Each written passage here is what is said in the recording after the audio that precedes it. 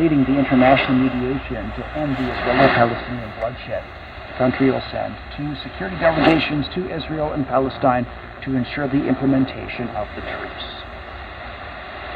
Foreign ministers of the 8-member Arctic Council have adopted their first 10-year strategic plan for the region. I thought this was kind of an interesting thing, because as I tuned China Radio International, this is via Cuba, by the way, I thought, hey, here's China on a Chinese radio. So, of course, I'm continuing tonight the listening of Shortwave. I was listening to Radio Romania French 7375 coming in really well. Today is not the best day to test the radio, because there's been kind of almost a minor geomagnetic storm at some point. So, conditions weren't that great. But I'm having fun still with the radio. This is through ETM scan, by the way, the ETS scan, which is scanning the international broadcast bands with its feature. So this is one of the stations that came up. I want to answer one question that I get a lot right now. Does this radio have the AM ferrite deactivated with the external antenna? And yes, it does. And even better, if you're an FM DXer, there is a FM antenna jack. So that means if you have an external antenna to DX FM, you are actually getting an amazing deal here, because you can not only DX AM without the ferrite with your favorite loop, for example, FM is also including an external connector. A lot of you have been asking me about FM breakthrough on this radio. I haven't had any on shortwave yet, and I need to use, of course, the telescopic a little more to just like really tell you honestly what it is, because I still am at the basics of just trying it out. So there's still a lot of things I haven't done with it, and I will notice some of the flaws a little more when I get actually a little more use out of it. But I've noticed one thing is that when I extend the telescopic antenna and listen to WVPS Burlington on 107.9, it doesn't seem to overload that much on FM. So 2 things can make that. One is that it's a great receiver on FM and it's amazing, or that it's deaf on FM and not overloading because signals are not as strong. But they seem to be pretty good in general. I'll have more details on that as I, of course, continue testing the radio.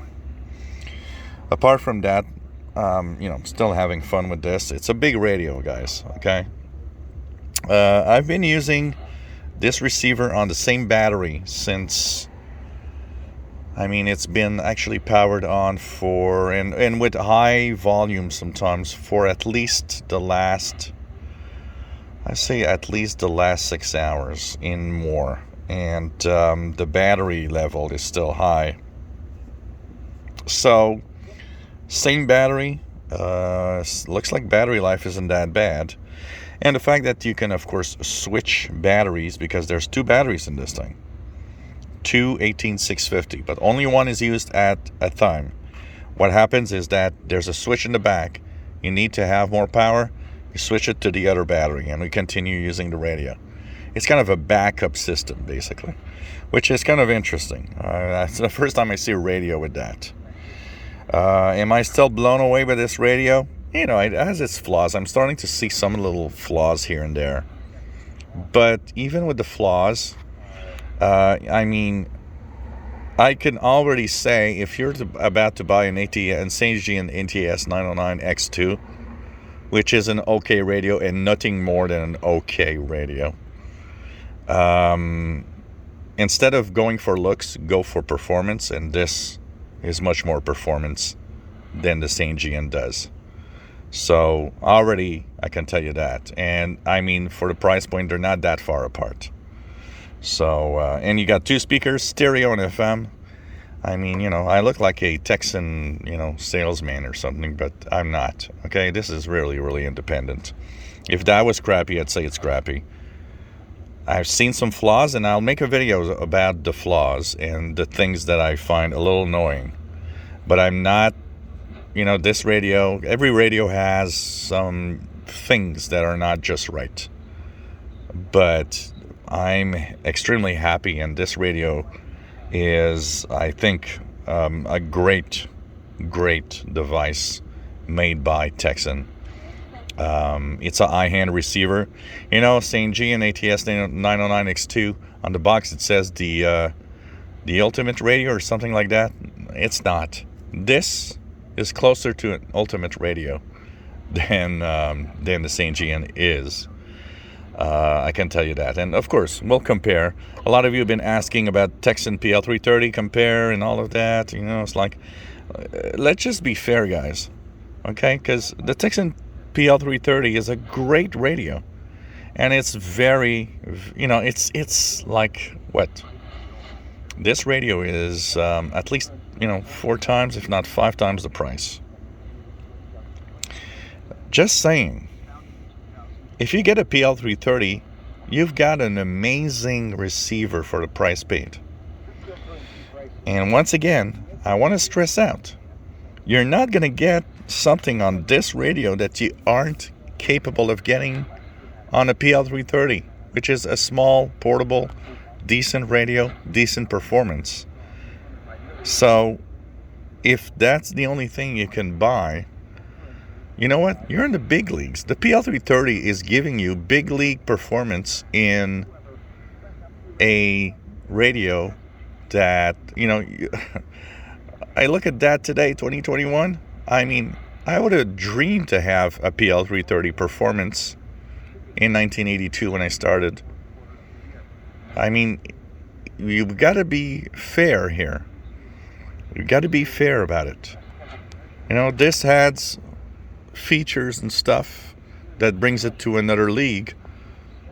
But that said, the PL330 is an amazing radio. And for those, because, you know, somebody posted a comment, said, well, I bought a 990X and I see your videos now and I feel like crap. Don't. The 990X is really not far from this thing. And I can tell you one thing, if you got a 990X rather than this, you've got an amazing radio. Just don't think like that. It's not the case.